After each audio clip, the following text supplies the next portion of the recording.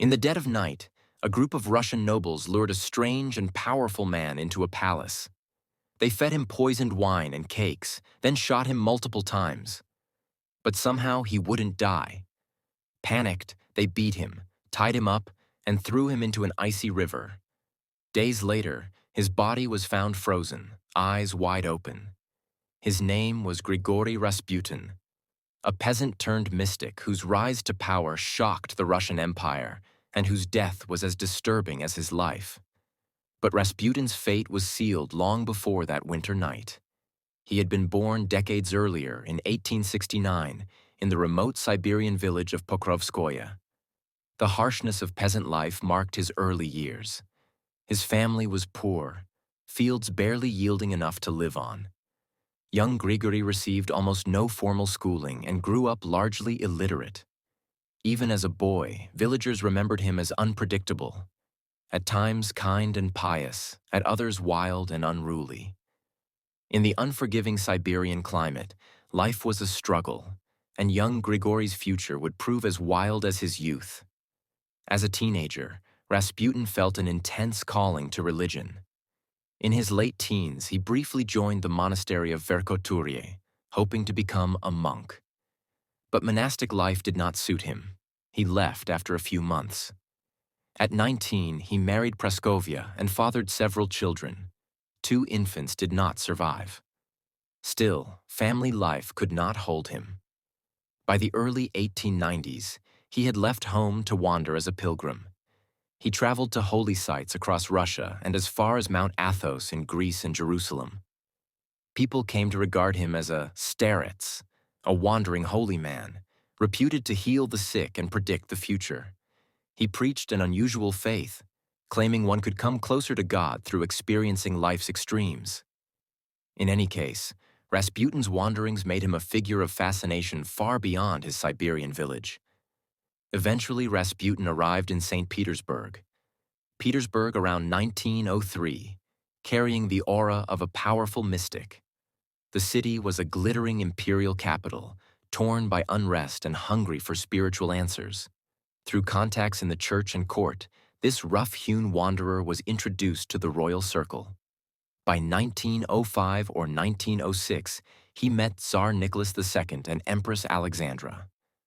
According to contemporary letters, Nicholas was struck by Rasputin's intense gaze and insight.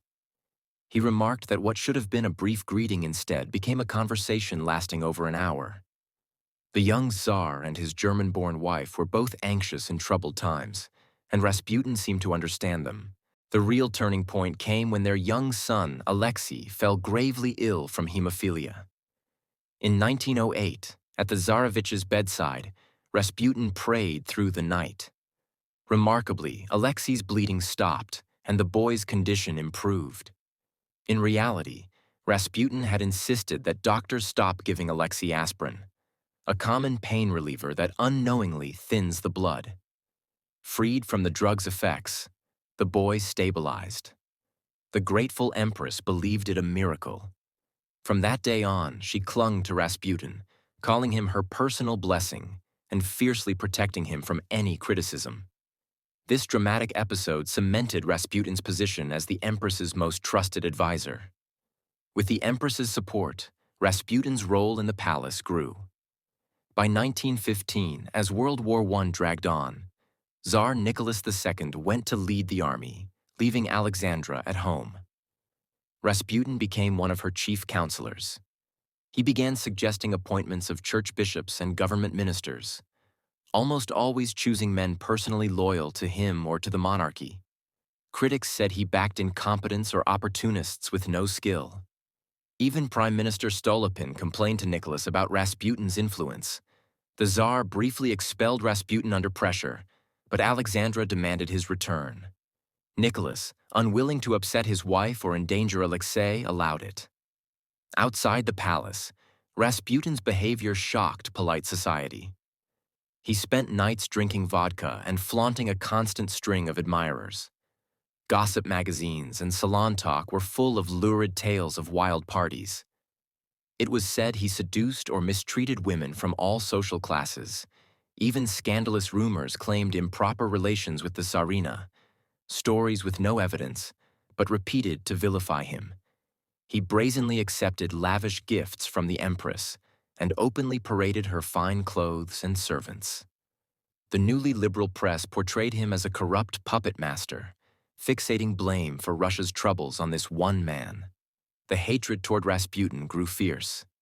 In June 1914, a deranged peasant woman named Kionia Guseva tracked him down in his native village church and stabbed him in the belly. The wound was severe. Rasputin nearly died and was unconscious for days. Yet he eventually recovered, as if untouched by the violence. Surviving such an attack seemed miraculous to many and only fed the legend that he was impossible to kill. The conspirators, however, were not deterred.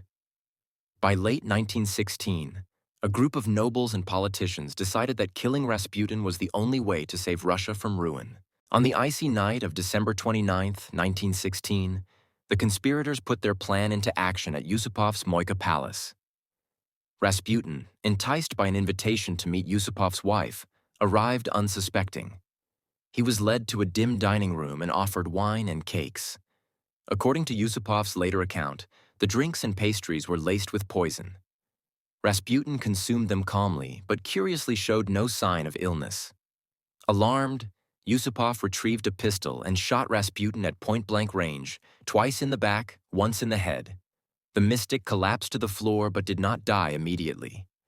The conspirators wrapped him in carpets, carried him outside, and threw him through a hole cut in the Neva River's ice. Only then did Grigori Rasputin finally stop breathing. Dawn brought whispers of the brutal murder through St. Petersburg. Rasputin's body was pulled from the river days later, battered and bullet-ridden. Water in his lungs confirmed he had drowned after being shot. Society reacted in shock and relief. The Tsar banished Yusupov and Grand Duke Dmitry from court, a move that inadvertently saved them when revolution came. Many aristocrats quietly celebrated as if a demon had been removed, while common people felt uneasy at the violent turn of events. In any case, killing Rasputin did not save Russia.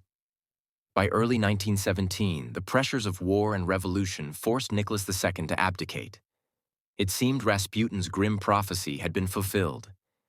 He had warned that if he died by treachery, the imperial family would soon fall too. A year later, the Romanovs were executed, ending the very dynasty Rasputin once served. The life of Grigori Rasputin remains a tragic saga.